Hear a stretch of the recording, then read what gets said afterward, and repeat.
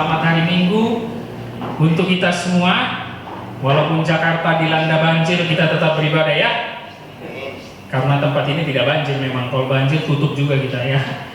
Oke, hari ini kita melanjutkan pembelajaran kita setelah minggu lalu sempat terhenti karena acara gereja.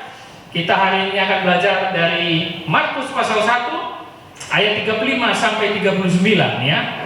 Markus pasal 1 ayat 35 sampai 39. Bagi yang ingin terus belajar, bagi yang ketinggalan, boleh ditonton YouTube-nya ayat 1 sampai 34 ada di YouTube kita GKT Raja Daud, supaya kita betul-betul memahami Injil Markus di tahun 2021 ini. Perikop sebelumnya, teman-teman mungkin masih ingat bagaimana Yesus mengusir setan di rumah ibadat sinagoge, lalu menyembuhkan ibu mertua Petrus. Lalu dia singgah ke rumah Petrus dan menyembuhkan banyak orang di Kapernaum.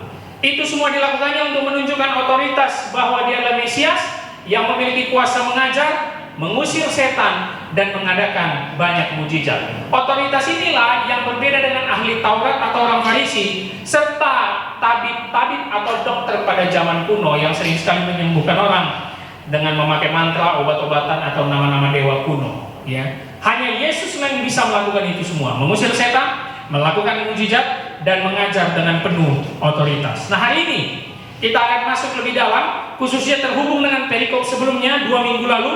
Kita harus betul-betul mengingat 2 minggu lalu bagaimana Yesus mulai dari rumah Simon Petrus dan dikaitkan dengan perikop hari ini ayat 35 sampai 39. Sudah dibuka kitabnya?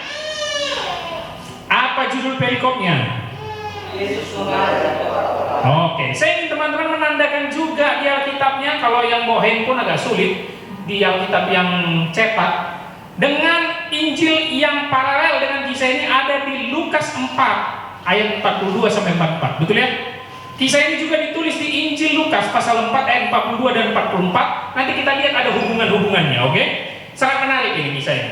Oke, mari kita dalami ayat demi ayat. Ayo kita baca dulu ayat 35-nya. 1, 2 ya.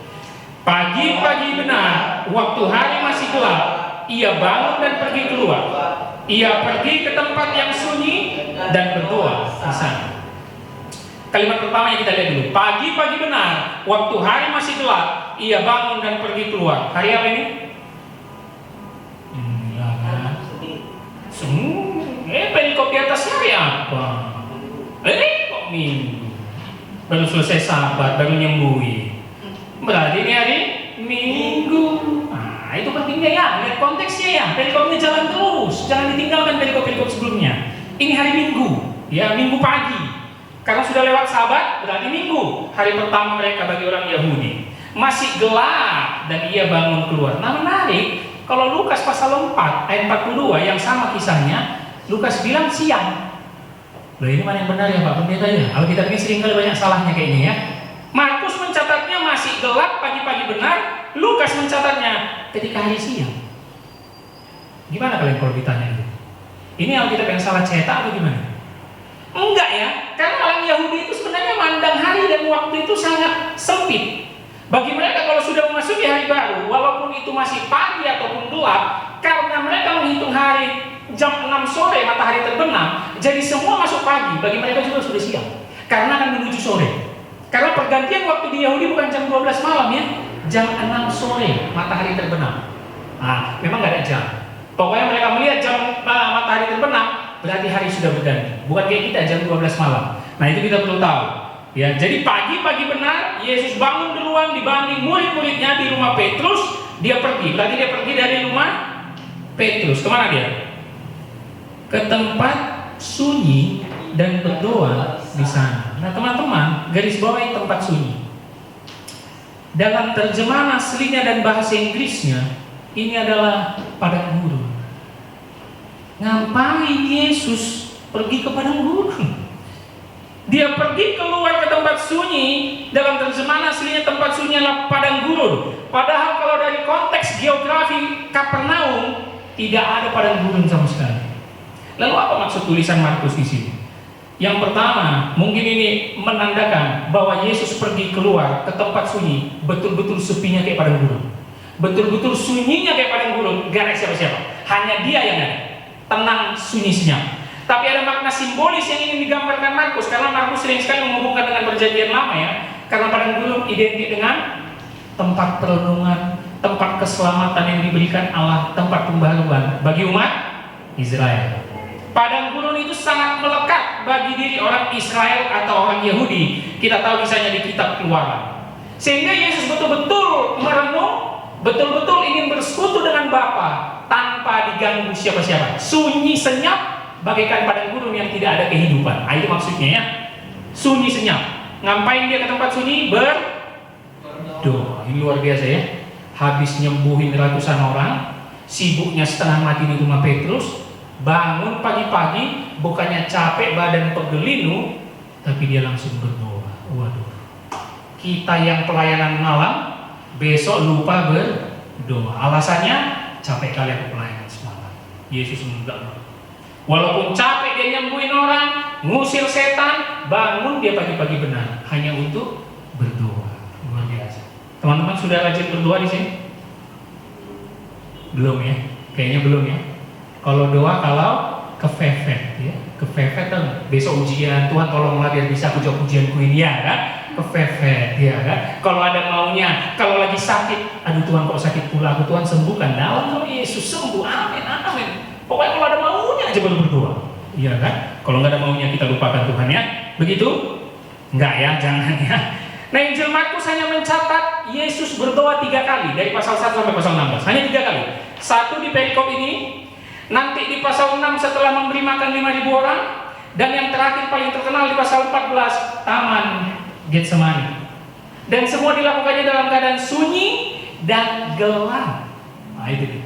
Jadi memang ini menjadi gaya Yesus kalau dalam berdoa. Dia berdoa dalam kemanusiaannya untuk bersekutu dengan Bapa. Mungkin teman-teman banyak bingung ya, dia Tuhan kok dia berdoa. Nah kita kan memandang persepsi Tritunggal tidak seperti itu. Justru dalam kemanusiaannya dia ingin memberi contoh bahwa kita harus terus bersekutu dengan Bapa dan berdoa. Itulah yang menjadi makanan kita sehari-hari. Teman-teman mau sebanyak apapun aktivitas kita, hiraukan dulu itu semua. Bangun pagi berdoalah, itu yang utama. Ya, memang kalau saya mau katakan saya juga nggak bangun terlalu pagi.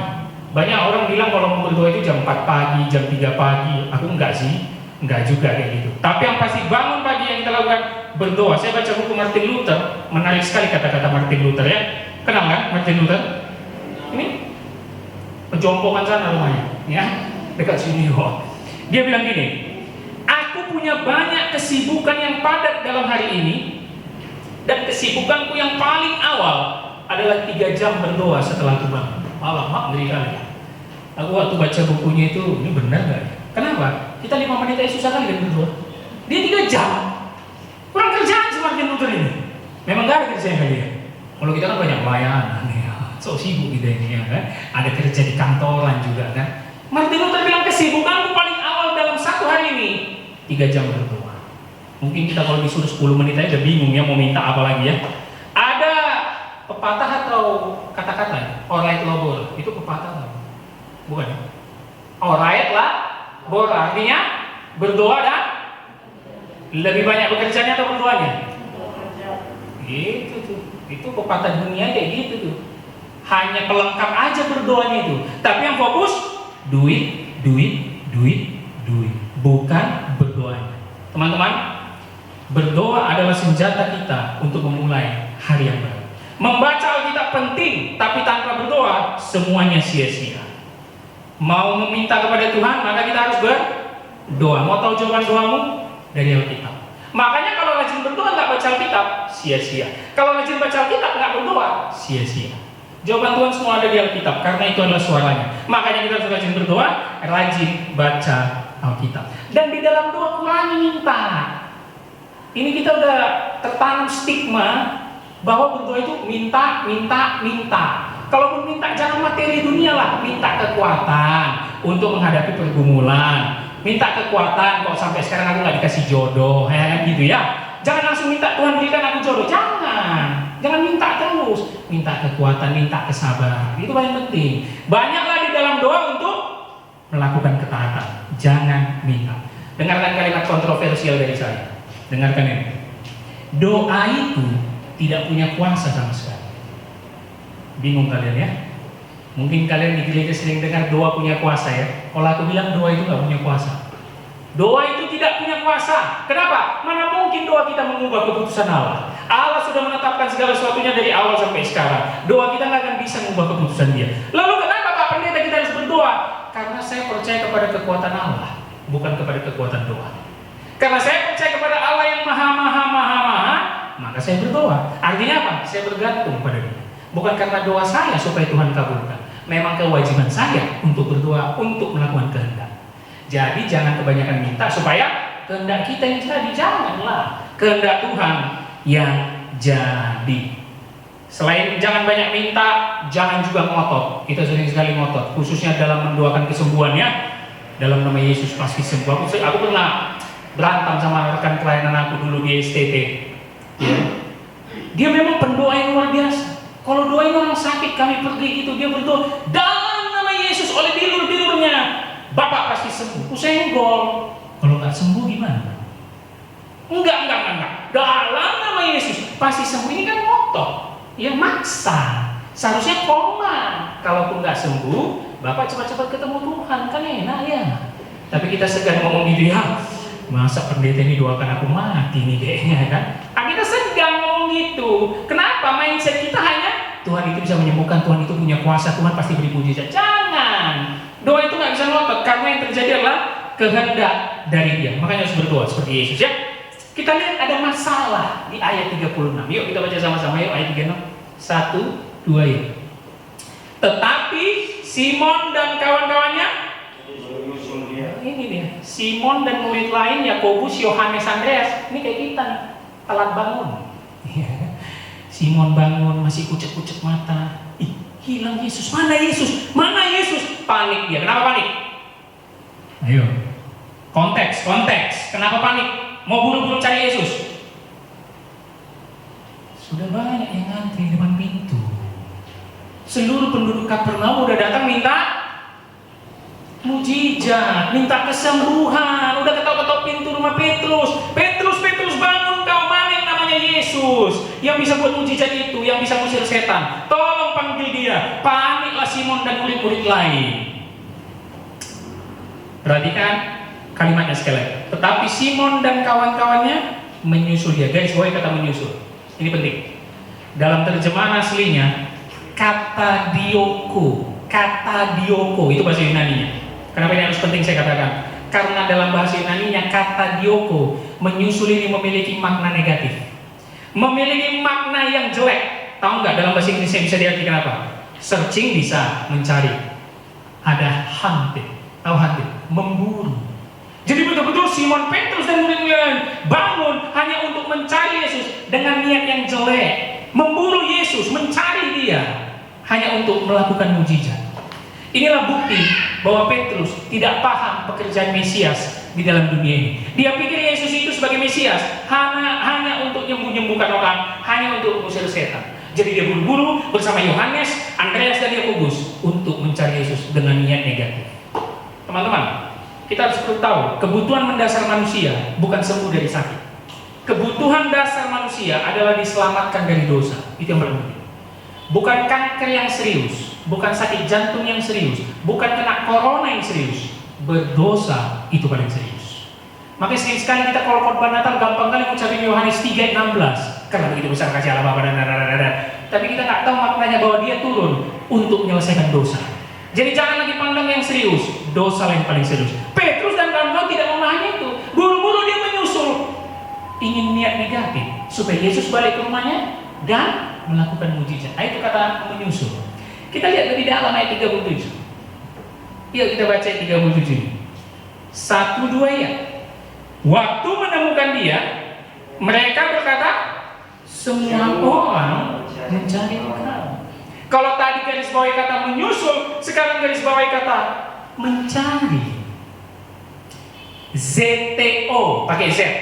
ZTO, mencari. ZTO, bisa looking, bisa seek, tapi lagi-lagi kalimat ini pun bernada negatif yang digunakan oleh Markus. ZTO mencari di sini bernada negatif, sama dengan kalimat bagaimana orang Yahudi ahli Taurat yang membenci Yesus mencari kesempatan untuk membunuhnya. Kata yang digunakan mencari sama. Itu ada di pasal 14, pasal 11, pasal 12. Ketika orang Yahudi ahli Taurat mencari kesempatan membunuh Yesus, maka itu bermakna negatif. Sama seperti Petrus berkata, semua orang mencari Engkau. Ternyata bukan hanya muridnya, tapi semua penduduk Kapernaum sudah mulai mencarinya. Jadi kita lihat ya konteksnya. Yesus ngapain tadi? Berdoa. Petrus nyusul. Waktu nyampe apa dibilang Petrus? Semua orang kan kurang ajar ya. Kenapa kurang ajar? Kan Yesus lagi berdoa. Diam dulu ke, lagi berdoa. Diam. Atau ikutan doa ke, kan bagus dulu. Tapi enggak, dia nggak peduli sama Yesus. Dia, Yesus kemana aja kau? Bangun nggak bilang-bilang. Kemana aja kau? Semua orang udah kumpul. Ayo, udah kumpul tuh. Minta diusir setan. Udah kumpul tuh, minta dibuat mujizatnya. Ayo.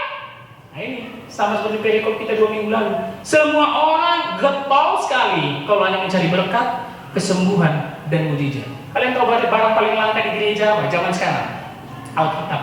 Itulah paling langka. Padahal seharusnya semua gereja punya Alkitab. Tapi itu paling langka, nggak pernah diberitakan, nggak pernah didalami. Hanya soal berkat, kekayaan, dan mujizat. Tapi memang ini hal yang biasa atau lumrah. Karena memang Asia ini, kita kan Asia ya, dan Israel itu kalau nggak salah Asia yang masih masuk ke dalam bagian timur, identik dengan hal mistik. Asia itu suka yang mistik, betul kan? Kalau kita ada KKR kesembuhan atau pengusiran setan, ribuan orang datang. Kita suka yang mistik. Nah, gara-gara itu orang Indonesia suka sekali juga memandang yang berkat, kesembuhan, mujizat. Makanya lama-lama gereja itu mistik. Ya, jadi kayak tempat pesugihan, jadi kayak gunung kawi, semua datang minta berkat dan dilipat ganda. Tahu nggak? Coba nanti lihat ayat 42 di Lukas 4-nya, yang paralel saya ceritakan. Lebih ngeri kalimatnya, saya bacakan. Lukas 4 ayat 42. Ketika hari siang, Yesus berangkat dan pergi ke suatu tempat sunyi. Tetapi orang banyak mencari dia, lalu menemukannya. Perhatikan kalimat terakhirnya yang tidak ada di Injil Markus nih. Berusaha menahan dia supaya jangan meninggalkan mereka. Tahu nggak? Yesus itu seakan-akan mau ditarik. Yesus, kau jangan pergi, jangan. Kenapa? Banyakkan dulu mujizat di tempat kami. Kau jangan pergilah, jangan, please. Kami butuh mujizatmu, kami butuh kesembuhanmu, please. Itulah yang diceritakan Lukas. Sama seperti Petrus katakan, semua orang mencari kau. Kalau Yesus bilang, mau ngapain nyari aku? Ya untuk kesembuhan lah, apa lagi? Kau punah. Kau pergi diam-diam lagi, nggak bilang-bilang bangun-bangun. Kami menjadi bingung karena sudah sibuk semua di depan pintu rumah Petrus. Bayangkan ini. Jadi nggak usah heran, banyak di antara kita sekarang atau banyak pelayanan sekarang, banyak gereja sekarang yang terus menekankan mujizat dan berkat. Karena memang udah dari zaman dulu. Ya, nggak usah heran. Tapi gereja kita harus tetap kepada kebenaran firman Tuhan. Yuk kita lanjut ayat 38-nya. 38-nya, 1, 2 ya. Jawabnya apa? Marilah kita pergi ke tempat lain, ke kota-kota yang berdekatan, supaya di sana juga aku memberitakan Injil. Karena untuk itu aku telah datang. Luar biasa. Aku suka sekali sama Yesus ya. Kalau kita bacanya pelan-pelan, dia nggak marah loh. Diganggu doanya dia nggak marah. Seharusnya dia bilang, aku lagi doa. Kau ngapain manggil-manggil? Aku lagi doa loh Petrus, kok kau ganggu-ganggu aku? Seharusnya gitu ya, respon kita ya, sama seperti Yesus ya. Tapi dia enggak. Tapi dia enggak juga bilang, oh udah rame orang. Ayo udahlah kita buka praktek kita. Ayo kita lakukan mujizat. Yuk tanganku udah siap nih. Ayo mana orang yang mau disembuhkan? Mana? Ayo udah rame. Udah nunggu semua depan pintu rumah. Enggak loh. Enggak gitu. Apa kita lihat jawabnya tadi? Jawabnya, marilah kita pergi ke tempat lain, ke kota yang berdekatan, supaya aku memberitakan Injil. Garis bawahi, stabilo, pakai apa lagi? Pakai coretin lah pokoknya, memberitakan Injil. Nah, ingat tuh sampai mati, memberitakan Injil. Jangan kayak kita sekarang, ke kota mana lagi kita melakukan KKR kesembuhan. Nggak penting. Yesus mau memberitakan Injil. Makanya kalimat terakhirnya apa? Untuk itulah aku datang. Ayolah teman-teman ya, kita di sini belajar supaya kita kritis, supaya kita nggak telan bulat-bulat apa yang dikatakan banyak hamba Tuhan di luar sana, supaya kita banyak belajar. Untuk itulah aku datang. Kalau teman-teman masih ingat di pasal 1 ayat 14 sampai 15 setelah Yohanes tangkap, Yesus ke Galilea memberitakan Injil Allah karena waktunya telah genap. Kerajaan Allah sudah dekat, katanya. Bertobatlah dan percayalah kepada Injil. Untuk itulah aku datang. Teman-teman dengarkan kalimat ini. Kalian tidak bisa nyembuhkan orang? No problem. Kalau kalian doa orangnya bukan sembuh malah mati kan? No problem. Kalian nggak bisa ngusir setan? No problem. Nggak penting dengan karunia-karunia itu. Tapi pasti kalian bisa beritakan Injil. Mana mungkin mulut kalian tidak bisa beritakan Injil? Pasti bisa. Kalau kalian nggak bisa nyembuhin orang, doain orang supaya sembuh, gak usah miris. Aduh, ternyata aku nggak punya karunia. Nggak penting. Kalau kalian nggak bisa ngusir setan, kalian mau ngusir setan dalam nama Yesus, malah kerasukan lebih banyak setan dia kan? Nggak usah miris. Ih, kok aku nggak bisa ngusir setan? Nah. Tapi beritakan Injil, semua orang pasti bisa. Makanya amanat agung jelas. Pergilah ke Yerusalem, Yudea, Samaria, dan ke ujung bumi. Ngapain? Bukan buat mujizat. Jadikanlah semua bangsa muridku. Beritakanlah Injil. Itu yang penting. Untuk itulah Yesus datang. Orang Kristen tugas utamanya memberitakan Injil, cukup. Nggak usah aneh-aneh. Tapi jangankan jemaat. Hamba Tuhan, anak teologi yang belajar di STT pun malas sekali beritakan Injil. Saya punya teman di Instagram, dia di STT lain, bukan di sini yang pasti. STT-nya terkenal pula itu. Setiap postingan Instagramnya mukanya selfie. Ya.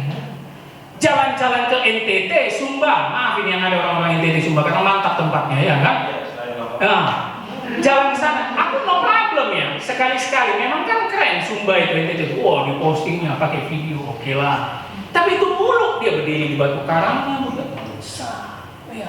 Habis itu besok mukanya selfie. Habis itu makanan di NTT di post. Ku tegur, aku nggak peduli karena aku sayang sama dia karena dia juga anak teologi. Ku bilang, kau ngapain sih? Kau itu anak teologi, kok postingan tuh kayak gini semua? Kenapa rupanya bang? Itu kan urusan pribadi. Enggak lah, beritakanlah Injil. Aduh, aku gregetan kali deh. Kalau banyak anak STT postingan nggak jelas-jelas. Iya. Kalau jemaat kita kan masih maklum ya, duniawinya 70%. Kalau kita kan tiap hari berdoa baca kita, masa postingan pun kayak gitu? Jengal ya? Iya, aku nggak lihat pula postingan jengal. Nanti kulihat ya, coba.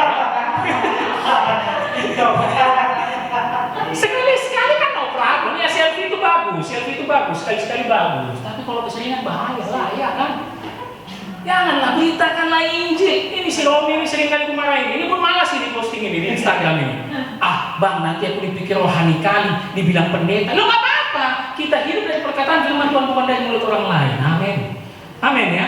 Kita hidup dari firman Tuhan. Mau dibilang orang kita sok rohani lah, apalah, biarin. Beritakan Injil. Itu yang penting teman-teman. Ya? Kalau teman-teman belum dikasih naik mimbar pelayanan, mungkin ada gereja yang hanya memperbolehkan pendeta atau sudah STH, MTH. Berarti di mana kalian bisa beritakan Injil? Media. Bikin renungan 1 menit, bikin kata-kata tulisan, itu kan udah keren. Sebelum kalian naik mimbar, yolah dimulailah. Aku mulai dari gitu-gitunya. Postingan 1 menit ku rekam sendiri. Narsis memang, rekam sendiri, ngomong sendiri gitu ya. Tapi kan beritakan Injil. Itu dia teman-teman, harus kita mulai. Tugas utama sama seperti Yesus Kristus, bukan untuk mujizat-mujizat. Beritakan Injil. Mungkin Petrus dengar ini, dia lagi marah. Makanya coba lihat ayat terakhir. Yuk kita baca ayat 39. Lalu pergilah ia ke seluruh Galilea dan memberitakan Injil dalam rumah-rumah ibadat mereka dan ada lagi kalimat memberitakan Injil sampai diulang di 2 ayat. Berarti kalau Alkitab sampai mengulangnya, itu hal yang prioritas dan itu sangat penting. Memberitakan Injil. Yang menarik, kalau kita bikin sketsa cerita, kalau kita jadi sutradara, Petrus kayak mana? Ngedumel lah. Udah capek-capek bangun nyari, semua orang mencari engkau. Yesus melihat, mari kita pergi ke kota lain untuk memberitakan Injil. Mungkin Petrus, apa-apaan nih semua, apa-apaan nih Tuhan? Ngapain kita pergi ke kota lain? Di sini sudah banyak pasien yang mau disembuhkan. Enggak, harus pergi dan memberitakan Injil. Kalau teman-teman lihat di Lukas pasal 43, pasal terakhirnya, cerita yang sama, tidak ada ditulis Lukas mengusir setan. Karena Lukas pun ingin menjelaskan, memberitakan Injil yang paling penting buat mujizat mengusir setan nanti. Memberitakan Injil.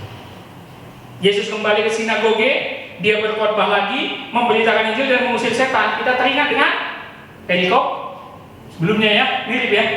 2 kali loh. Berarti apa yang bisa kita ambil dari cerita ini? Keagamaan orang Yahudi di sinagoge betul-betul kerasukan setan. Banyak kali setan nih. Masa setiap Yesus masuk sinagoge, usir setan. Setiap masuk sinagoge, usir setan. Iya kan? Tapi dia tetap memberitakan ini. Apa kisah yang bisa kita ambil di sini teman-teman? Dari perikop 3 ayat 35 sampai 39 ini, yang pertama, doa adalah kewajiban kita orang percaya. Itu dia. Doa menjadi kewajiban kita untuk bergantung terus kepada Allah karena Dialah sumber kekuatan. Doa harus kita lakukan. Bangun pagi jangan cari handphone, bangun pagi berdoa dan mengucap syukur. Yesus yang Tuhan saja masih bersekutu dengan Bapaknya. Padahal banyak kali pekerjaannya. Padahal banyak orang mencari dia nggak peduli. Jadi kalau ada yang nyari kalian pagi-pagi, suruh diam dulu. Kenapa? Aku mau berdoa. Aku mau membangun relasi dengan Tuhan. Kita kan kadang sibuk khotbah, sibuk pelayanan, sibuk kerja. Mana ingat kita doa? Iya kan? Doanya malam mau tidur, Bapak kami yang di surga. Aminnya besok pagi. Udah ketiduran aku lupa. Amin lah Tuhan ya. Yang doa semalam Tuhan ya. Amin. Iya kan? Ini kita bahaya nih. Ya, tapi jujur ini aku buka aja sama kalian. Aku pun kurang kuat berdoa. Orang yang sibuk dengan Alkitab dan doktrin kurang berdoa. Jadi aku pun kurang kuat berdoa, makanya harus kebiasakan berdoa. Tapi wajib bagi kami bangun pagi bersama istri, doa, baca Alkitab, kita lakukan lah. Handphonenya nanti dulu, ya. Mau dipanggil orang langsung kerjaan nanti dulu. Yang penting doa. Seperti Yesus, dia pergi ke tempat sunyi dan berdoa. Yang kedua apa yang kita dapat dari cerita ini? Selain doa adalah kewajiban orang percaya, memberitakan Injil adalah kewajiban berikutnya. Itu udah pasti. Memberitakan Injil adalah keharusan orang percaya. Siapa yang sampai sekarang belum pernah memberitakan Injil? Banyak kayaknya ya. Banyak ya, tapi saya akan percaya semua sudah di sini memberitakan Injil ya. Haruslah, mau ngomong apa aja, yang penting beritakan Yesus. Tapi yang sesuai Alkitab, jangan yang aneh-aneh. Ya, beritakanlah Yesus, beritakan keselamatan hanya ada dalam nama Yesus. Gak usah takut. Justru kalau kita beritakan ada yang benci, kau sudah di jalan Tuhan. Iya, memang kan kita kalau memberitakan Injil membawa pertentangan, pasti gak semua setuju. Tapi yang penting berani. Jangan pakai kata-kata motivator lah, gak usah pakai aja firman, pakai firman. Lalu apa yang kita dapat lagi perikop ini? Terhubung dengan perikop 2 minggu lalu, karena ini satu kesatuan sebenarnya. Bahwa jangan pernah fokus terhadap berkat dan mujizat. Jangan pernah minta, jangan pernah kejar mujizat Tuhan Yesus. Jangan. Kejarlah Tuhan Yesusnya. Jangan kejar mujizatnya. Itu dia. Jangan kejar mujizatnya, kejarlah Tuhan Yesusnya. Fokuslah pada pribadinya dan beritakanlah kepada semua orang. Itu teman-teman. Ini menjadi pembelajaran kita. Bahwa Yesus pun gak peduli ketika Simon bilang semua orang mencari engkau. Enggak. Dia bilang ya, kita lanjut ke Galilea. Kita beritakan Injil di sinagoge. Karena untuk itulah aku datang. Saya harap dalam pengajaran kita dan di dalam gereja kita yang belajar dan memuridkan ini, kita betul-betul strict itu ketat kepada Alkitab, tidak kemana-mana, dan setelah itu kita bisa beritakan kepada orang lain. Kalau kita nggak mendalami dan strict ke Alkitab, yang kita beritakan bisa aneh-aneh. Ya. Jadi kalian kalau mau bilang saya kaku terhadap mujizat dan berkat, ya memang saya kaku. Kalau nggak sesuai Alkitab, saya pasti nggak terima. Nah itu yang penting. Tapi kalau soal beritakan Injil, soal pemuritan, itu Alkitabiah sekali. Memang harus itu yang kita lakukan. Ya teman-teman bisa kritis terhadap apapun yang disampaikan orang ataupun pendeta di luar. Teman-teman kan banyak pelayanan di luar sana. Kalau ada yang bilang begini-begini, jangan langsung amin ya. Kan banyak pendeta selalu bilang, ada amin saudara. Diam aja, dia aja ngomong sendiri. Ini amin apaan ya orang salah. Ada amin saudara. Jangan ya. Dan kalian kalau bisa pelayanan tempat lain, catat. Dilihat tuh, tapi kok mau mencatat, aneh kali jadi firman. Aku ini GKTI Raja Daud. Iya kan, harus mencatat firman. Setelah pulang kalau ada pendetanya salah, bilang, kayaknya salah tadi Bapak Pendeta. Ih, kok nggak boleh komentari pendeta? Nggak boleh apa yang dibilang pendeta itu firman Tuhan. Enggak salah. Ih, kok jadi gini? Aku ini GKTI Raja Daud. Kritis. Nah itu pesan saya. Kritis. Ketika kita nggak pernah kritis sama firman Tuhan, maka kita gampang dibodoh-bodohi. Oleh karena itu, berdoa dan beritakanlah Injil sama seperti Tuhan Yesus. Amin. Mari kita berdoa.